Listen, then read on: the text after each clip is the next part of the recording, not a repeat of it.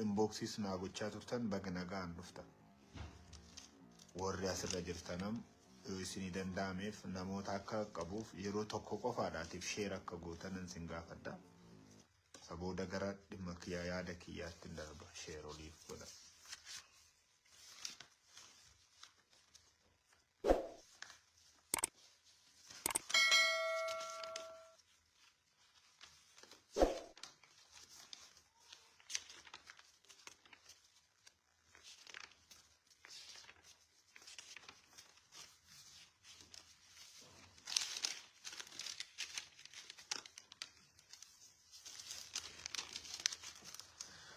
Ulfaadha galatooma yeroo dheeraadhaatiif karaa social media kanarraati fuula yookaan live isa jedhamu kana dhufeen beeku.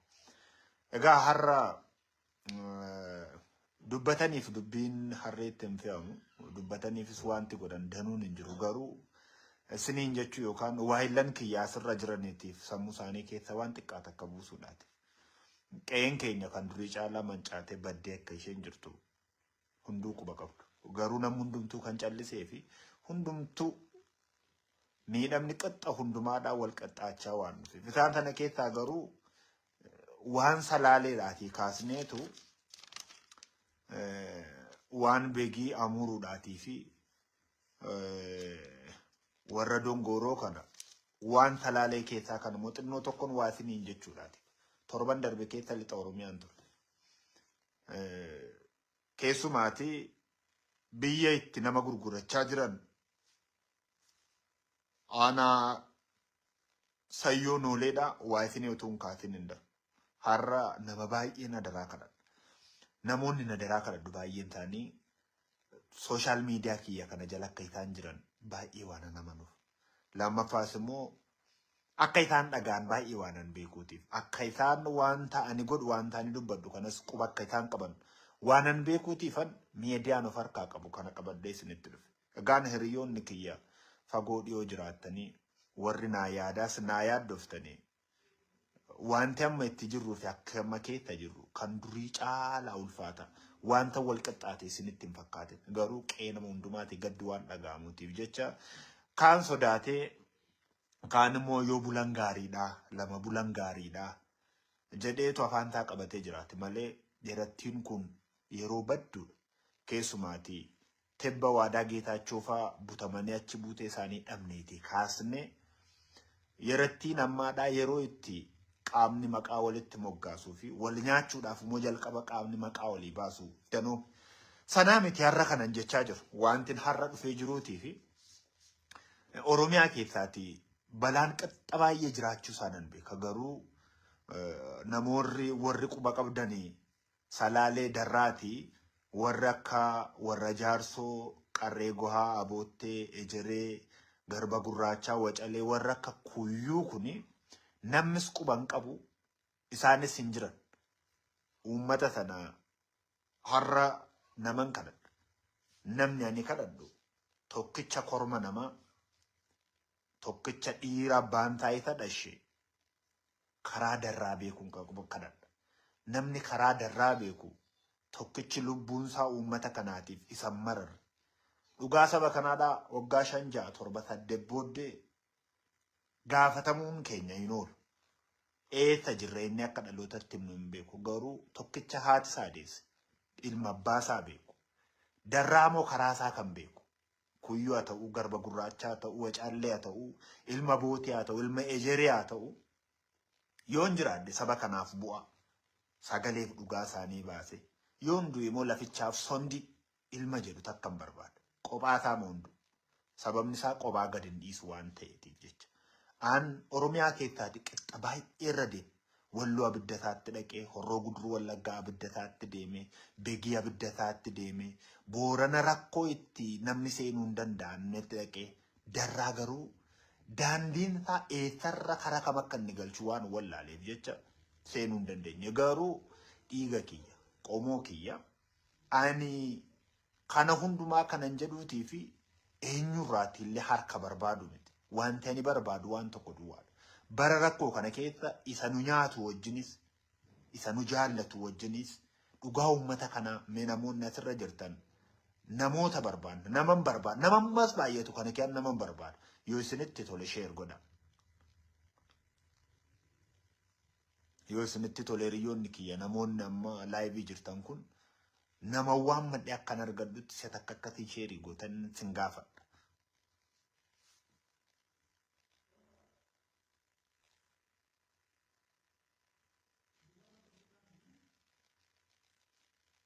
ulfinnan dhabinaa ulfaadha egaa dhaloonni keenya yookaan dhaloonni akka fayyaatti socho'u barri irratti jigee jiru kun maatii isaa dhabee jira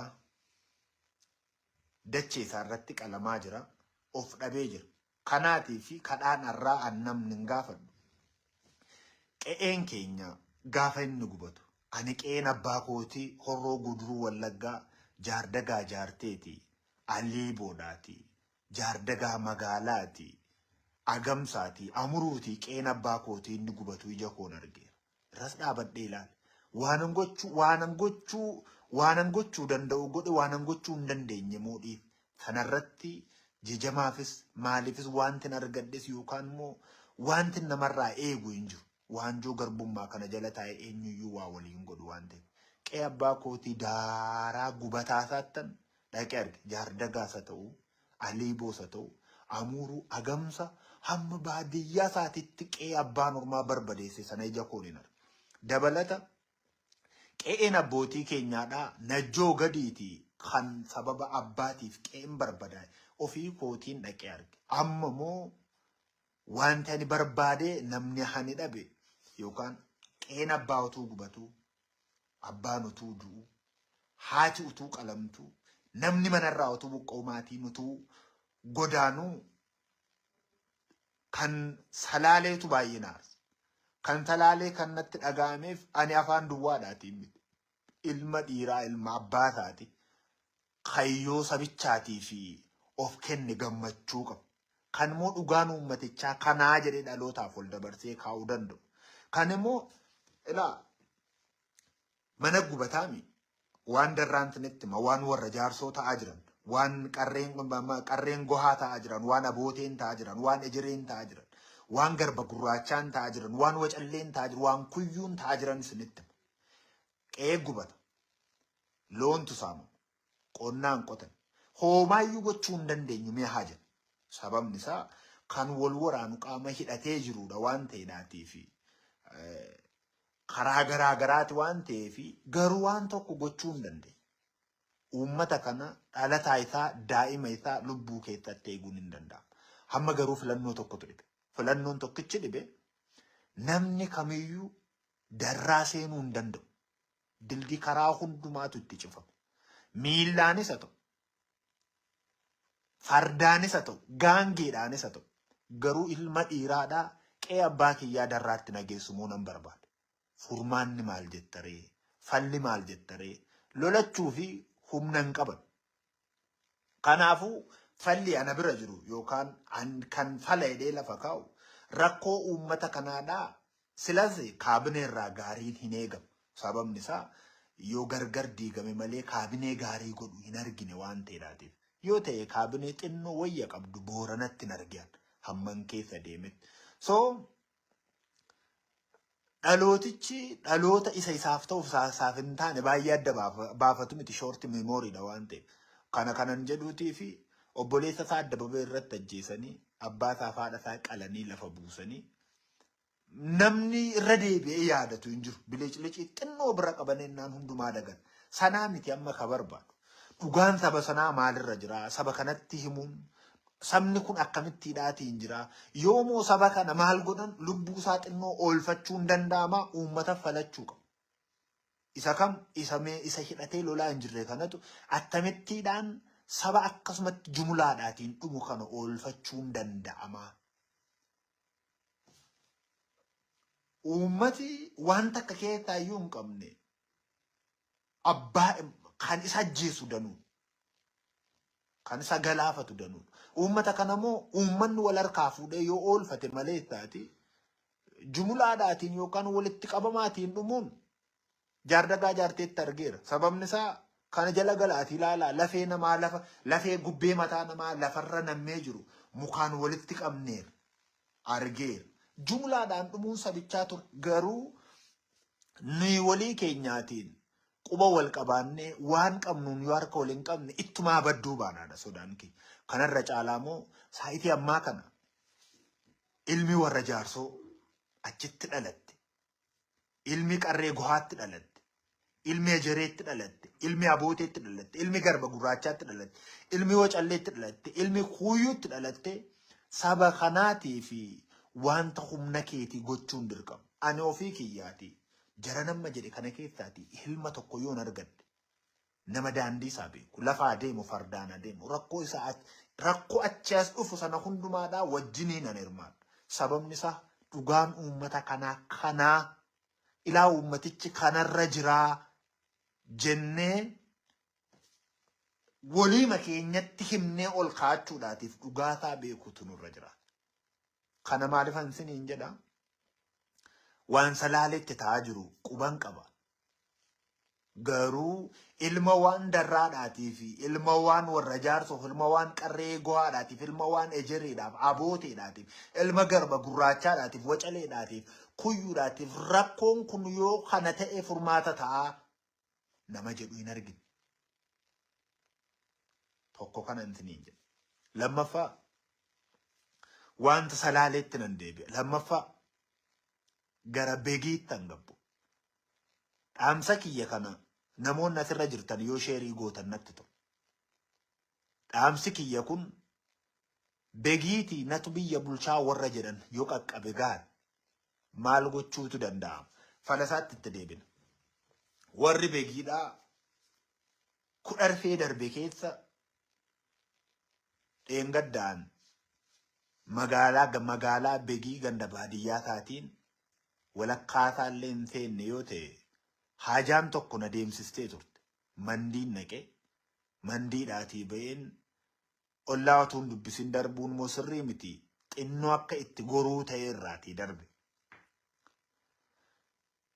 Uummanni akka hin sochoone asiifachi akka hin deemne konkolaataan akka hin deemne waraana adda bilisummaa Oromootu jedhe. Uummanni akka ol keessa hin sochoone karaan cufameera.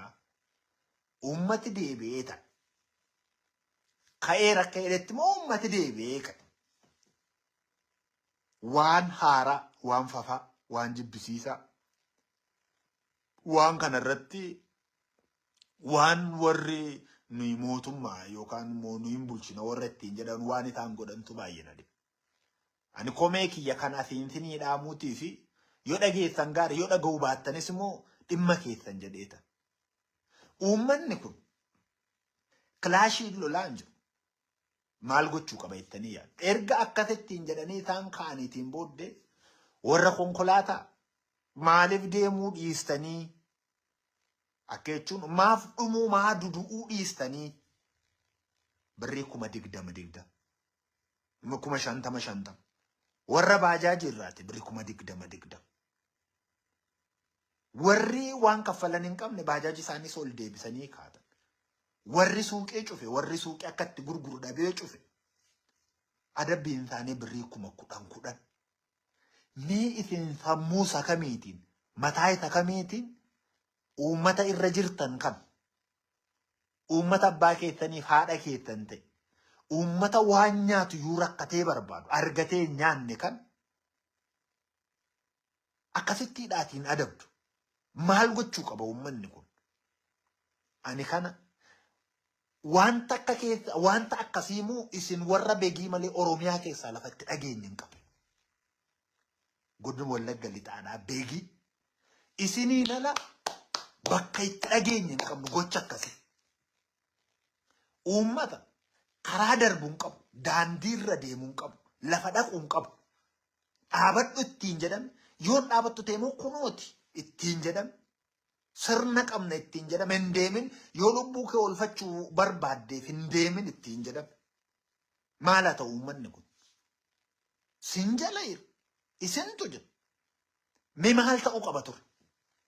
Isin immoo uummata kana isa kaan achii fuutan, isa kaan silas waa'ee nama bituudhaa biyya namni itti gurguramaa jiru waan haaraa tokko inni immoo aanaa sayyoo nooleeti kan isaanii nan dhufu. Waan kana waan lamaati bantiniin jedha.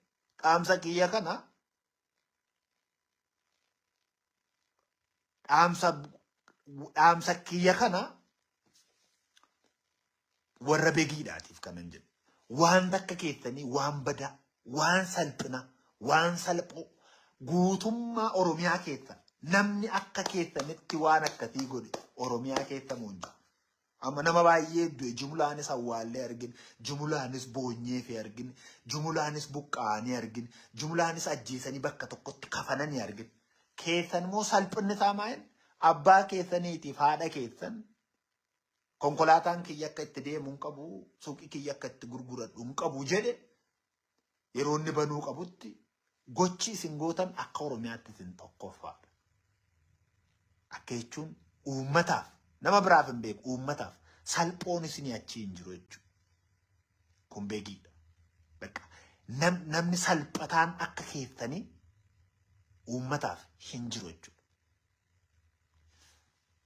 Uummanni kun dhaabi yerooti jette akkuma dhaabe waraanni adda bilisummaa Oromoo dhaabi yeroo jedhes dhaabuutiin ala filannoo hin qabu.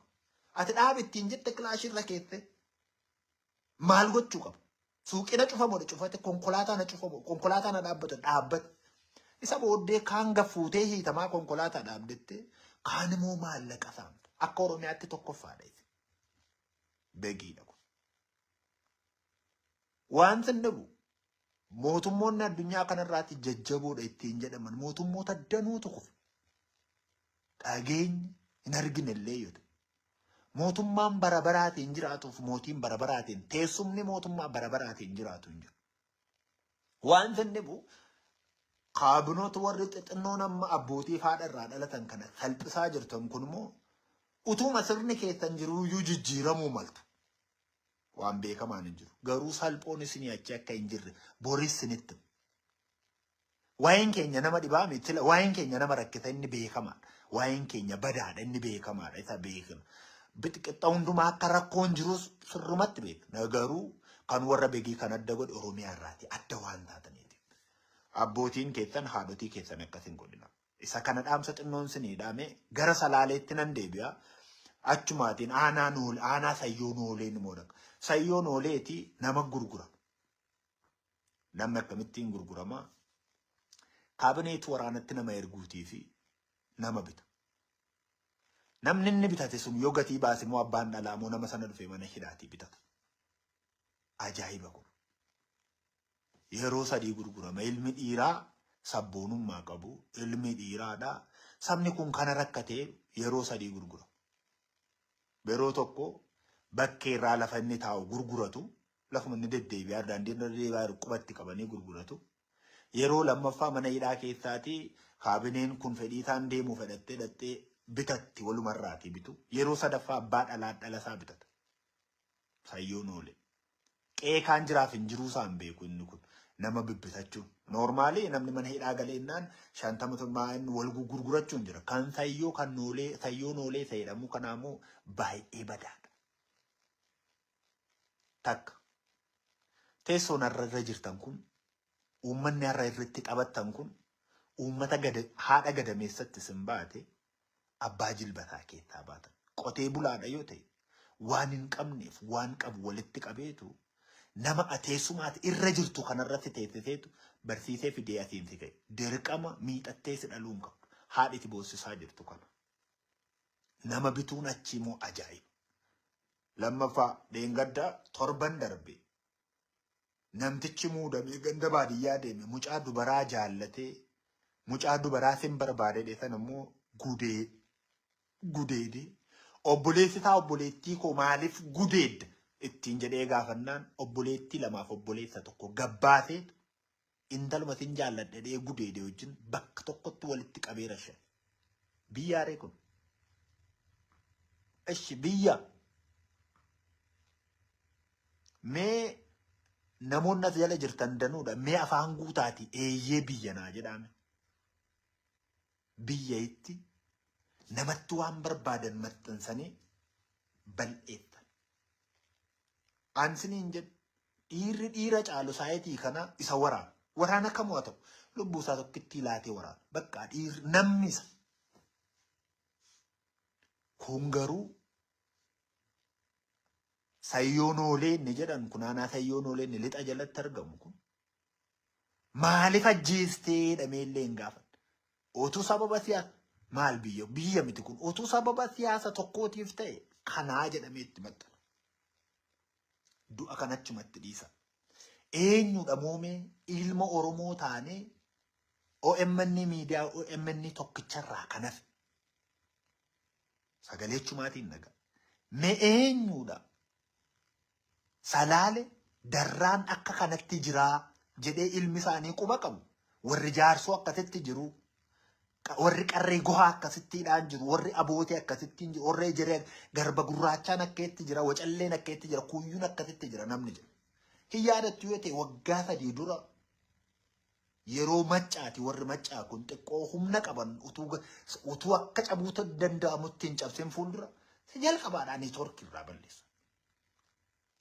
So namni kan iyyuu neetwoorkii fiyya malee namaaf hin iyyuu neetwoorkiin gaafa dhufee duudha namni akka inni ta'e kan beekan.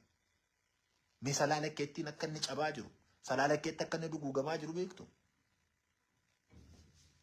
Faannoon achiiti alee wixineen nama isa tokkodha asii alee. Inni humna qabu tokko asiiti alee.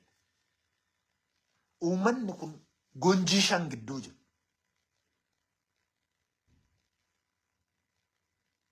Mee dhuguma wanta sabni kun ta'aa jiru narra beektuuti. Addunyaa kanarraa kan ta'e jira kanan sinii jira. Salaalee kanan sinii kaasa. Warra beegii kanan sinii kaasa. Rakkinni uummatichaa wal qixxaachuu keessa darbee namni quba wal qabu hin jiru. An torbee darbee mana barnootaa ijoollota Benishaangul Gumuuzirraati ari'atamanii fi ilmaan harka qalleeyyiidha warra ittiin jedhame wanta barruu kiyyarra jirturraati nama 450 kan ta'uuti mana barumsaatti erguudhaatiifan gara lixa biiftuutti gabbu'ee ture.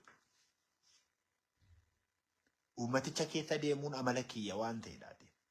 Ammas immoo isiniin dhaamaan wal jejjan wal dhaadhettitan dhaloonni kun hammi isheen fayyaddu xinnoo. Mana ilaalaa jirtu sinna argaa jirtu ani sin argaa hin jiruumi. Dhaloonni ammaa kun biraadistiidha ishee hamma ho'itee hamma qabbanooftu. Arrabsuudhaaf arrabni isaa dirgiree jira. Yeroo hundumaa dhaloota abdii kutata. Dhaloota kaayyoo isaarraa akka gabatee waan bishaan gabatee irraa gamaa gamanatti gaggalagala. Dhaloota har'a waa jedhee bormoo waan biraa jedhu. Dhaloota jireenya har'a jiraate bormoo jireenya biraa jiraatu. Dhaloota waan dheengadda ta'e quban qabu. Addunyaa kanarratti dhaloota kanaati achi. Dhaloota amma gola jirtu kanaati immoo achi albaadhettiin hin jirtu. Sodaatummaa ishee keessanaa beekaa beektu dheeyyaadha.